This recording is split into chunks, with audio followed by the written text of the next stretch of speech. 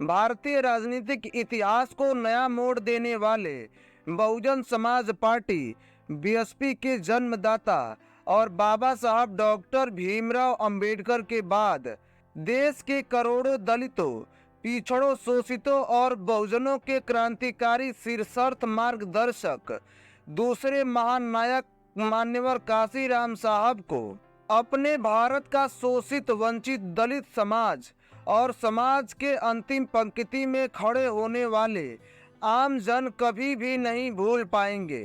नीति, नियम और कानून की परिभाषा, दलितों के प्रति संविधान की अभिलाषा तथा नई दिशा देने का काम तो बाबा साहब ने कर दिया था। नौकरियों में आरक्षण एवं जरूरी सुविधाओं के लिए संघर्ष भी किया था, लेकिन उन सबको मूर्त रूप देना, उसकी निगरानी करते रहने का कार्य तो मान्यवर काशीराम साहब ने ही किया, क्योंकि मान्यवर काशीराम साहब यह मानते थे कि कानून बनाना और फिर उसको लागू कराना दोनों में बहुत अंतर है।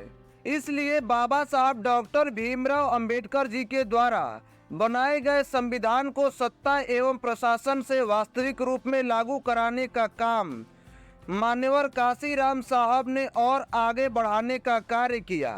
मान्यवर काशीराम साहब का जन्म 15 मार्च 1934 को पंजाब के रोरापुर में एक रैदासी सिख परिवार में हुआ था। कुछ कारणों से रैदासी समाज ने अपना मूल धर्म छोड़कर सिख धर्म अपना लिया था, इसलिए उन्हें रैदासी सिख परिवार कहा जाता है। मान्यवर काशीराम के माताजी का नाम बिशन कौर और पिताजी का नाम हरि सिंह था।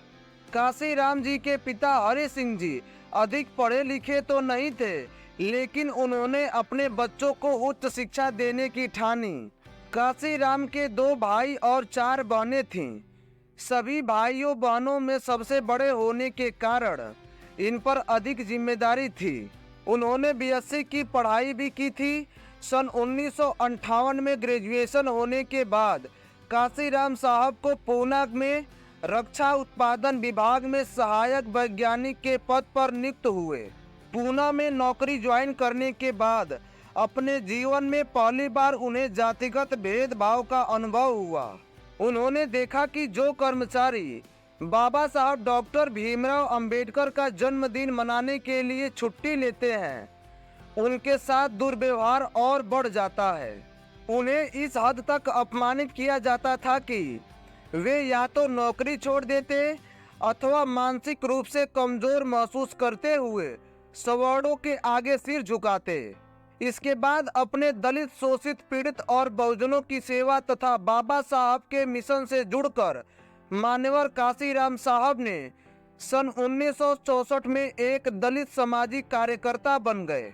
मान्यवर काशीराम साहब ने संगठन को और गति देने के लिए सन 1971 में अपनी नौकरी भी छोड़ दिया। मान्यवर काशीराम ब्राह्मणों द्वारा बनाई गई मनुवादी व्यवस्था, भारतीय वर्ण व्यवस्था को इस धरती का अपमान करते हुए पूरी मानवता को शर्मसार कर रही थी, जिसको बहुत ही नजदीक से अनुभव करते हुए मान्यवर काशीराम साहब ने अपने बहुजनों के बौद्धिक क्षमता को अंदर तक खूब परख लिया था। इनके ऊपर विश्वास करके आगे की राजनीतिक रणनीति बनाकर लड़ाई लड़ी जा सकती है तथा सत्ता शक्ति अपने दलित और बहुजनों के हाथों में आ सकती है। दोस्तों, असली चिंगारी तो उस समय अंगारित हुई जब दलित, बहुजनों और अल्पसंख्यकों को अलग अलग फोरम के माध्यम से एक जगह, एक संस्था की भांति संगठित होने के लिए रणनीति बनी। मान्यवर काशीराम साहब की यही बुलंदी करोड़ों बहुजनों और दलितों को एक मंच पर लाकर के खड़ा किया तथा इसे एकता और मजबूत संगठन के रूप में परिणित किया। समाज में नई क्रांति का बीज बोकर मान्यवर काशीराम जी ने हम सभी में वैचारिक आंदोलन को पैदा कर दिया।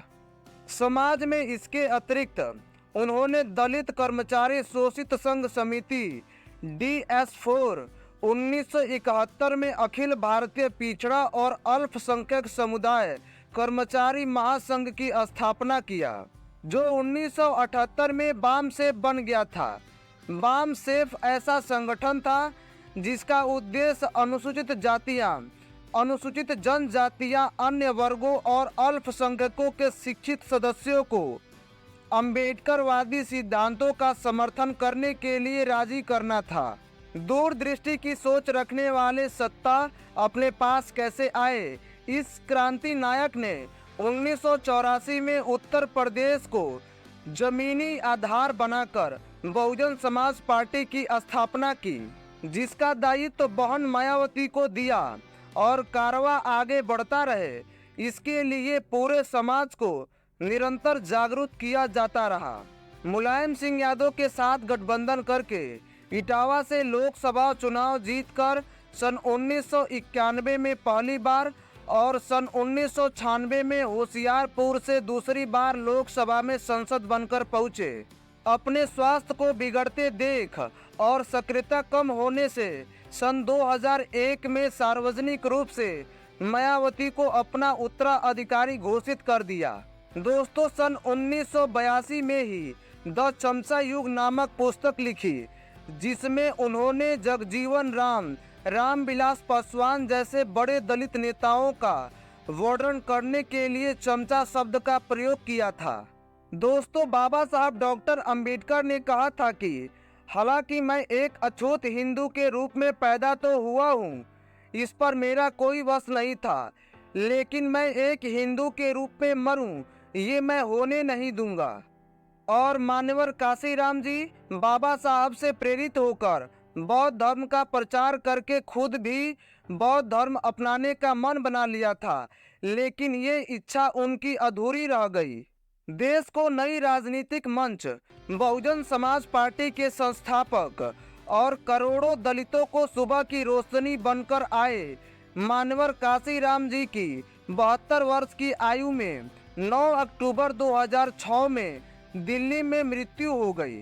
उनके द्वारा किए गए अविस्मरणीय ऐतिहासिक कार्यों के लिए इस देश का दलित, आदिवासी और बहुजन समाज सदैव ऋणी रहेगा।